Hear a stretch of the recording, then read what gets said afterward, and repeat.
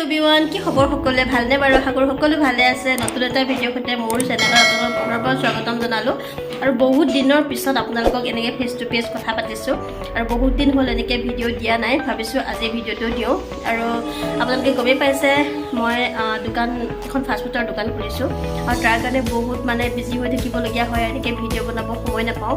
আজি ভাবিছোঁ আজি দেওবাৰ হয় ভিডিঅ'টো আপোনালোকক কৰি দেখাওঁ আৰু দোকান বন্ধ ৰাখিছোঁ আৰু সেইকাৰণে ভাবিছোঁ ভিডিঅ'টো এনেকৈ কৰোঁ আৰু এটা কথা ক'ব আছে আপোনালোকক আমাৰ ঘৰৰ নতুন আলহী এটা আহিলে দেখুওৱা নাই আপোনালোকক আৰু এইটো দেখিছেনে চিৰু চিৰু তাৰ নাম চিৰু ৰাখিছোঁ আপোনাক বেগ কেমেৰা কৰি দেখাই দিম বাৰু চিৰু এইটো চিৰু চিৰু আহা হা হা হা চিৰু চিৰু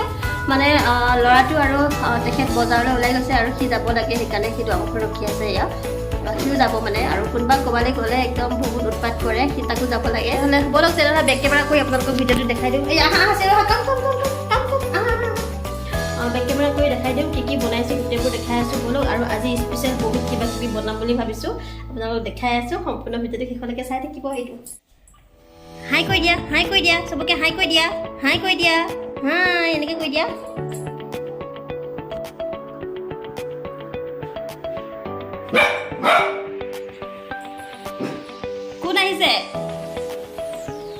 কোন আহিছে ঘৰলৈ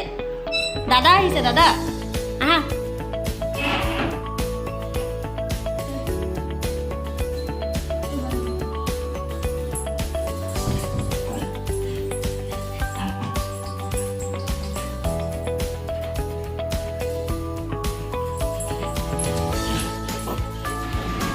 এইবাৰ আহিলোঁ ভাতৰ যোগাৰলৈ আৰু এয়া দেখিছেনে মিছা মাছ আনিছিলোঁ মিছা মাছখিনি ধুনীয়াকৈ বাছি কৰি লওঁ আৰু লৈ পেলাই আপোনালোকক দেখাই আছোঁ আজি ভাবিছোঁ মিছা মাছৰ মালাই কাৰী বনাম আৰু তাৰ কাৰণে এয়া নাৰিকল এটা লৈছোঁ আৰু এফালে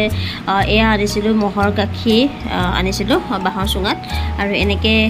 বজাৰ অলপ কৰি আনিলোঁ আৰু গোটেইবোৰ ধুনীয়াকৈ কি যোগাৰ কৰিছোঁ গোটেইবোৰ অলপ দেখাই দিছোঁ আৰু এইফালে এয়া মাংস আনিছিলোঁ আজি ভাবিছোঁ বাটাৰ চিকেনো অলপ বনাম আৰু গোটেইখিনিৰ কাৰণে এইবিলাক মছলা যোগাৰ কৰি ৰাখিছোঁ আৰু মছলা ভিতৰত এয়া মগজ আছে পিস্তা আছে আৰু এনেকৈ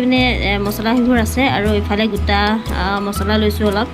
দালচেনি ইলাচি ডাঙৰ ইলাচি জায়ফল আৰু এনেকৈ ষ্টাৰ ফল এনেকৈ কিবা কিবি লৈছোঁ মছলা আৰু গোটেইবোৰ অকণ দেখাই দিব চেষ্টা কৰিছোঁ ব'লক তেনেহ'লে গোটেইবোৰ বাছি কৰি লওঁ ধুনীয়াকৈ মাছ চাছবোৰ ধুনীয়াকৈ চাফা কৰি লওঁ আপোনালোকক দেখাই আছোঁ গোটেই ভিডিঅ'টো শেষলৈকে চাব গোটেইবোৰ ধুনীয়াকৈ চব যোগাৰ কৰি লৈছোঁ লৈ পেলাই বনাম ৰেডি কৰি লৈছোঁ আৰু এইফালে গোটেইবোৰ তাই ধুনীয়াকৈ চাফা কৰি থৈ গৈছে ছোৱালীজনীয়ে আৰু মোৰ অকণমান হেল্পৰ কাৰণে ছোৱালী এজনী মই ডেইলি কামত লগাইছোঁ আৰু তাই আহি পেলাই ধুনীয়াকৈ চাফা তাফা কৰি থৈ যায় আৰু এইবোৰ ধুনীয়াকৈ চব কাটি বাছি থৈ গৈছে মই জাষ্ট মাছটো বাচিব লাগে মাছটো অকণমান দেৰি হৈ গ'ল অনা নহ'লে তাই বাচি থৈ গ'ল হয় আৰু এয়া মাংসখিনি মই ধুনীয়াকৈ ধুই পখালি লওঁ আৰু গোটেইবোৰ ধুনীয়াকৈ যোগাৰ কৰি ৰাখিছোঁ বৰা চাউলৰ জলপান বনাইছিলোঁ তাৰ লগত খাম আৰু এতিয়া খাই কৰি লৈ বাকীখিনি বনাই আছোঁ আপোনালোকক দেখাই আছোঁ কিমানখিনি পাৰোঁ দেখাব চেষ্টা কৰিম ব'লক তেনেহ'লে ভিডিঅ'টো আৰম্ভ কৰোঁ আৰু দেৰি কৰি থাকিলে দেৰি হৈ যাবগৈ এতিয়া 12টাই বাজিলে অলমষ্ট তেনেহ'লে বনাই কৰি লওঁ চাই থাকিব আৰু এফালে মাছখিনি মোৰ বাছি হৈ গ'ল আৰু মাছখিনি দিছোঁ নিমখ হালধি অকণমান ৰেড চিলি পাউডাৰ দিছোঁ আৰু ধুনীয়াকৈ মাছখিনি নিমখ হালধি দি সানি ল'ম আৰু লগতে বাটাৰ চিকেনৰ কাৰণে মই এইখিনি চিকেনখিনি ৰাখিছিলোঁ যে তাতো নিমখ হালধি আৰু অকণ ৰেড চিলি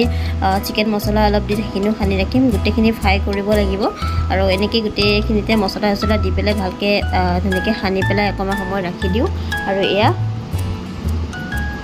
আজি স্পেচিয়েল কি হয় বহুত দিন এনেকৈ ভালকৈ একো বনাই খাব পৰা নাই আজি ভাবিছোঁ দোকানখন বন্ধ কাৰণে অকণমান স্পেচিয়েলকৈ অলপ কিবা কিবি অলপ বনাই খাওঁ সেইবুলিহে বাকী একো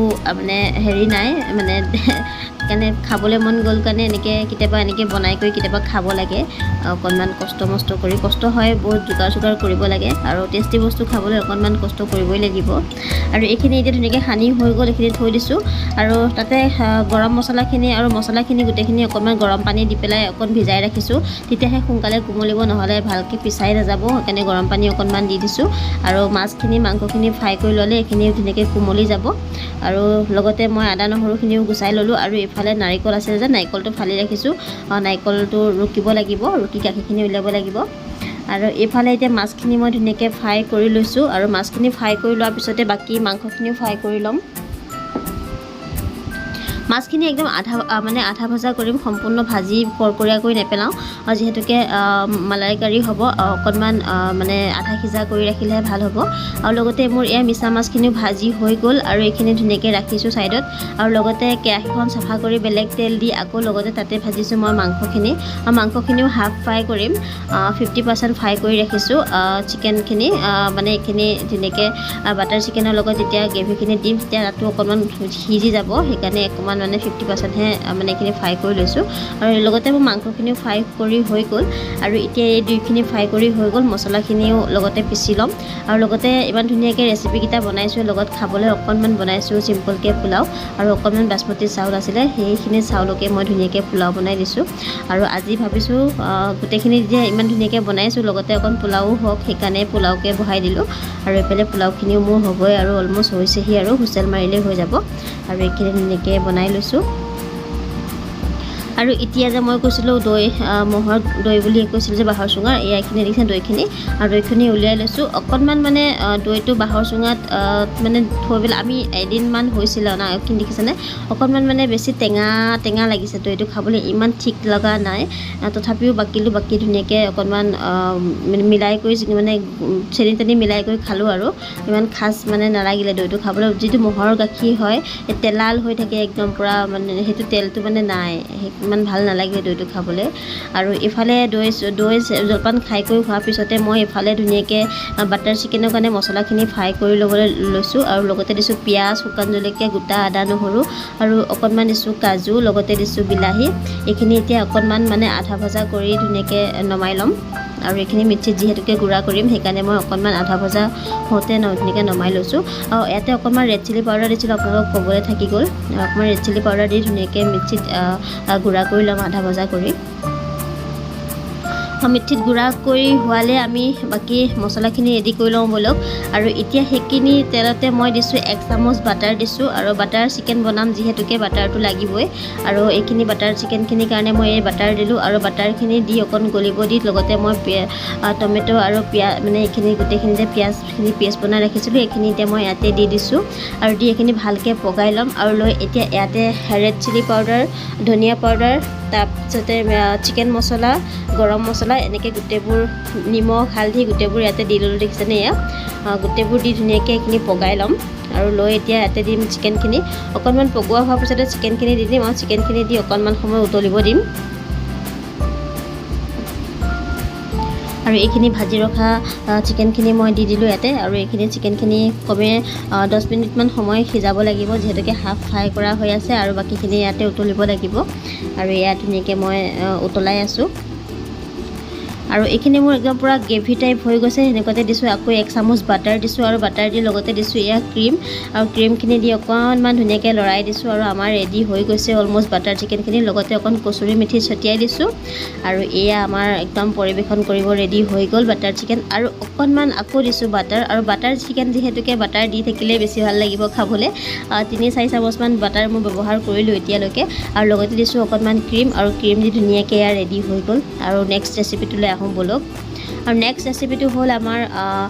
মানে মিছা মাছৰ মালাই কাৰি। আৰু মিছা মাছৰ মালাই কাৰিৰ কাৰণে মই ইয়াতে অকণমান দিছোঁ তেল, লগতে দিছোঁ 1 চামুচ বাটাৰ, আৰু লগতে গৰম মছলা দিছোঁ, দি ধুনীয়াকৈ পিঁয়াজৰ পেষ্ট লগতে দি দিম, আৰু এইখিনি ভালকৈ পগাই ল'ম। আৰু চবেই আজিকালি বহুত ৰেচিপি চবেই বনাব জানে, আৰু ময়ো অকণমান বনাই আপোনালোকক অকণমান দেখাইছোঁ। আৰু ৰেচিপি বুলি নহয়, আৰু যেনেকৈ বনাইছোঁ তেনেকৈ দেখাই দিছোঁ আপোনালোকক। আৰু লগতে মই ইয়াতে দি দিছিলোঁ কাজু, খিচমিচ, মগজগুটি, এনেকৈ যে দিছিলোঁ আফুগুটিৰ লগত পেষ্ট বনাইছিলোঁ, সেইখিনি ইয়াতে 5-6 চামুচমান দি দিছোঁ। আৰু লগতে ইয়াতে মই নিমখ, হালধি, ৰেড চিলি পাউডাৰ, ধনিয়া পাউডাৰ গোটেইখিনি দিছিলোঁ, সেইখিনি দেখাবই থাকি গ'ল আপোনালোকক। আৰু এইখিনি দি ধুনীয়াকৈ ভালকৈ ভাজি আছোঁ, দেখিছেনে। অকণমান পানী দিছিলোঁ, পানী দি এইখিনি ধুনীয়া গ্ৰেভি টাইপ কৰি লৈছোঁ। আৰু লগতে যে মই কৈছিলোঁ নাৰিকলটো ৰুকি পেলাই গাখীৰখিনি উলিয়াব লাগিব বুলি, এয়া নাৰিকলটো ৰুকি তাৰ একদম পূৰা নাৰিকলখিনি চেপি গাখীৰখিনি উলিয়াই ল'লোঁ। আৰু ইয়াতে গাখীৰখিনি দি দিলোঁ, নাৰিকলৰ গাখীৰ, আৰু দি এতিয়া ধুনীয়াকৈ অকণ পগাই ল'লোঁ। লৈ মিছা মাছখিনি ইয়াতে দি দিলোঁ,